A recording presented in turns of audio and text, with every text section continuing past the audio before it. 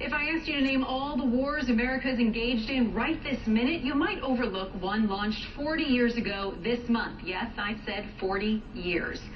President Nixon announced a war on drugs in June of 1971, and for all the dollars spent and all the people jailed and all the lives lost from then till now, no one is declaring victory. To the contrary, a global commission now says, and I quote, "The global war on drugs has failed with devastating consequences for individuals and societies around the world."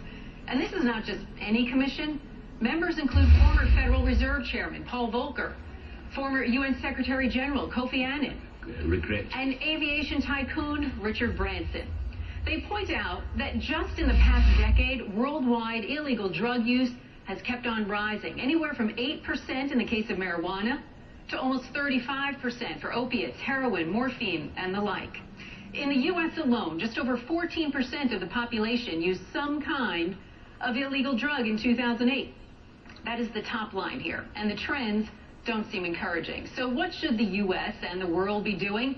The Global Commission on Drug Policy says some drugs, especially, but not only marijuana, should be legalized and regulated.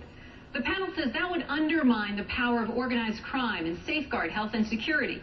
It also recommends treating, not punishing, users who do no harm to others.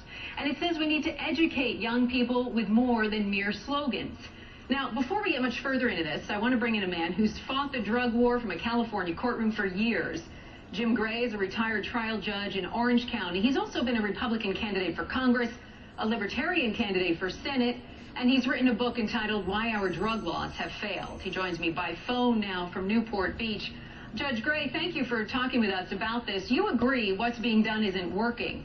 Do you agree with this new commission's advice? Oh, Randy, yes, and absolutely. You know, based on my experience, I was a federal prosecutor in Los Angeles, a trial court judge, as you said, here in Orange County. It's clear that drug prohibition is really the biggest failed policy in the history of our country. 40 years now, $1 trillion, ruined lives, etc. And now we have this commission report.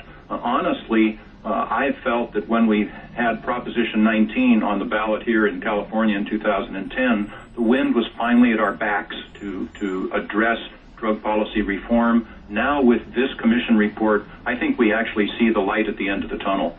People are getting it, they're understanding, and we're going to change this failed and hopeless policy. And what led you to declare failure? I mean, did you see an endless stream of offenders in your courtroom? Absolutely. We were churning low-level drug offenders through the system for no good purpose.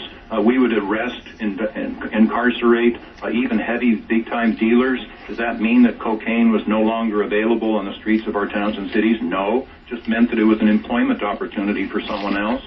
You can look at Mexico, and we see, of course, they have the former president of Mexico, Brazil, and Colombia.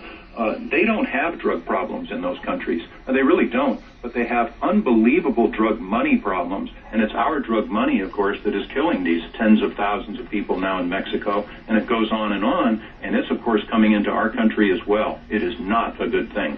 The Obama administration is really dismissing this report, certainly taking issue with it. We reached out to the Drug Policy Office, and while no one was made available for an interview, we did get a statement. I just want to read you part of it. The Obama administration's efforts to reduce drug use are not born out of a culture war or drug war mentality, but out of the recognition that drug use strains our economy, health, and public safety. The bottom line is that balanced drug control efforts are making a big difference. Today, drug use in America is half of what it was 30 years ago. Cocaine production in Colombia has dropped by almost 2/3, and we're successfully diverting thousands of nonviolent offenders into treatment instead of jail by supporting alternatives to incarceration. Drug addiction is a disease that can be successfully prevented and treated. Making drugs more available, as this report suggests, will make it harder to keep our communities healthy and safe. So, Judge Gray, what is the U.S. doing right, in your view, if anything? Well, it's amazing because once people get to Washington, they seem to lose their practicality and their insights. We have former presidents, Obama, George W. Bush, Clinton, all having used marijuana or others, Vice President Gore as well. And in fact, when Obama was running for office, he was asked, well, did you use marijuana or did you inhale? Ha ha, national joke. And he said, I thought that was the whole idea. Now he becomes president, and of course, you get tied into the politics, but the people are ahead of the politicians on this. They're ahead with regard to Prop 215 here in California for medical marijuana, and now 14 other states around the country and Washington, D.C. So it's up to the people to do this, and we actually have an initiative that's going to be on the ballot in November of 2012. We've submitted it to the Attorney General already, called Regulate Marijuana Like Wine, Initiative of 2012, and it's going to work, and it's going to sweep the country. Once again, this failed policy is going to be repealed by the people. The politicians are really good at followership, and they'll follow the people, because just use your information, regardless of my experience or anyone else's.